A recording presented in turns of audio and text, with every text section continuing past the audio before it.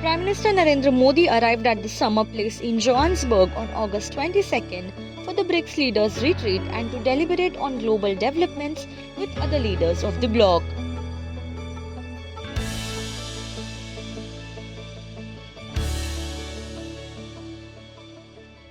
The leaders of the BRICS member states posed for a group photo at the summer place when they arrived to participate in the BRICS leaders' retreat.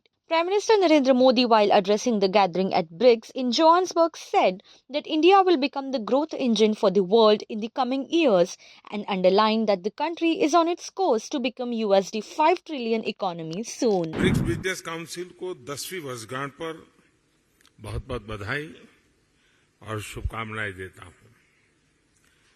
पिछले 10 वर्षों में BRICS business council ने हमारे आर्थिक सहयोग को बढ़ाने में बहुत महत्वपूर्ण भूमिका निभाई है।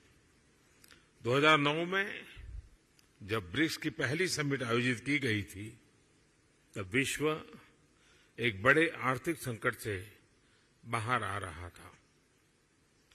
उस समय ब्रिक्स वैश्विक अर्थव्यवस्था के लिए एक आशा की किरण के रूप में उभरा था।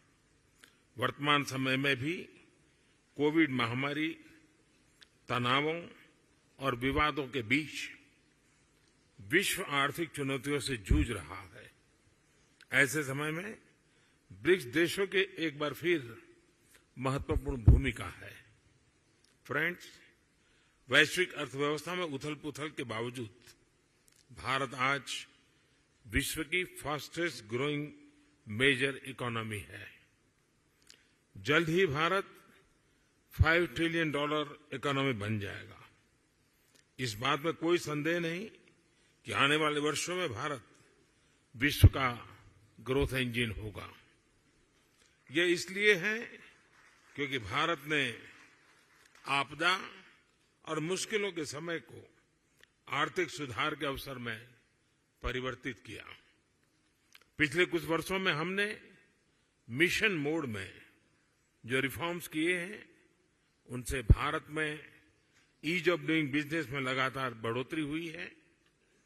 हमने कंप्लायंस बर्डन को कम किया है, रेड टेप को हटाकर रेड कारपेट बिछा रहे हैं।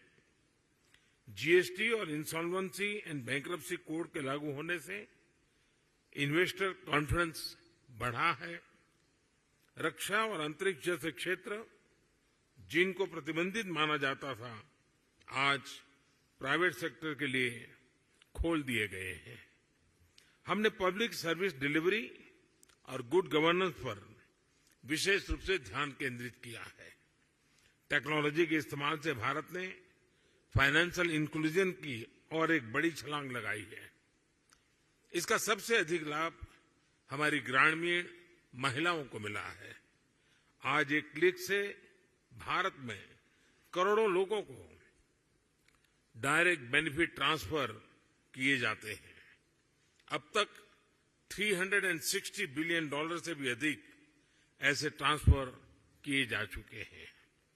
इससे सर्विस डिलीवरी में पारदर्शिता बढ़ी है और भ्रष्टाचार और मिडलमैन कम हुए हैं।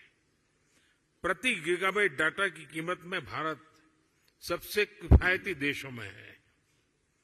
आज भारत में स्ट्रीट वेंडर से लेकर बड़े-बड़े शॉपिंग मॉल तक यूपीआई यानी यूनिफाइड पेमेंट इंटरफेस का इस्तेमाल किया जाता है।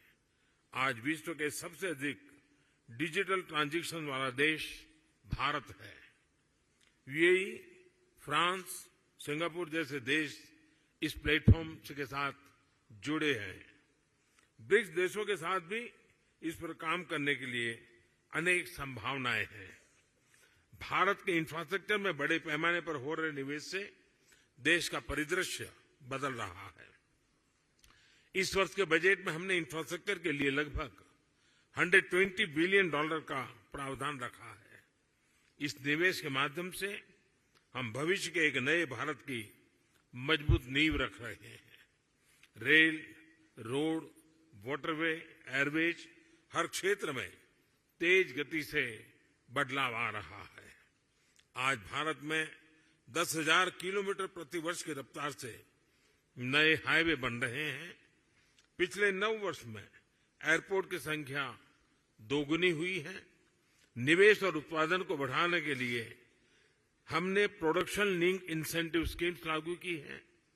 लॉजिस्टिक्स कॉस्ट कम होने से भारत का मैन्युफैक्चरिंग सेक्टर कॉम्पिटिटिव हो रहा है। रिन्यूएबल एनर्जी के क्षेत्र में भारत वर्ल्ड लीडर में से एक है। हम भारत को solar energy, wind energy, electric vehicles, green hydrogen, green ammonia जैसे क्षेत्रों में ग्लोबल मैन्युफैक्चरिंग हब बनाने के लिए सक्रिय रूप से कदम उठा रहे हैं। स्वाभाविक है कि इससे भारत में रिन्यूएबल टेक्नोलॉजी का एक बड़ा मार्केट बनेगा। आज भारत में विश्व का तीसरा सबसे बड़ा स्टार्टअप इकोसिस्टम है। भारत में इस समय 100 से भी अधिक यूनिकॉर्न है। आईटी, टेलीकॉम, फिनटेक, एआई और सेमीकंडक्टर्स जैसे क्षेत्रों में हम make in India, make for the world के विजन को आगे बढ़ा रहे हैं।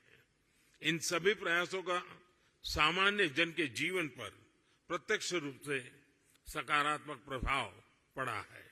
पिछले 9 वर्षों में लोगों की आय में लगभग 3 गुना वृद्धि हुई है। भारत के आर्थिक विकास में महिलाओं की सशक्त भागीदारी रही है। आईटी से लेकर स्पेस तक, बैंकिंग से लेकर हेल्थ केयर तक महिलाएं पुरुषों के साथ कंधे से कंधा मिलाकर देश की प्रगति में योगदान दे रही है। भारत के लोगों ने 2047 तक एक विकसित राष्ट्र बनाने का संकल्प लिया है। फ्रेंड्स, मैं आप सभी को भारत की विकास यात्रा में शामिल होने के लिए आमंत्रित करता हूं। कोविड महामारी ने हमें रेजिलिएंट और इंक्लूसिव सप्लाई चेन्स के महत्व को सिखाया है। इसके लिए आपसी विश्वास और पारदर्शिता बहुत ही महत्वपूर्ण है। हम एक दूसरे की ताकतों को जोड़कर पूरे विश्व, खासतौर पर ग्लोबल साउथ के कल्याण में महत्वपूर्ण योगदान दे सकते हैं। एक्सेलेंसी, मैं एक बार फिर ब्रिक्स बिजनेस जगत के लीडर्स को उनके योगदान के लिए बधाई देता हूं।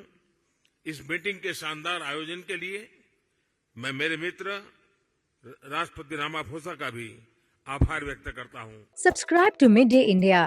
Get direct notifications on all our videos by clicking on the bell icon.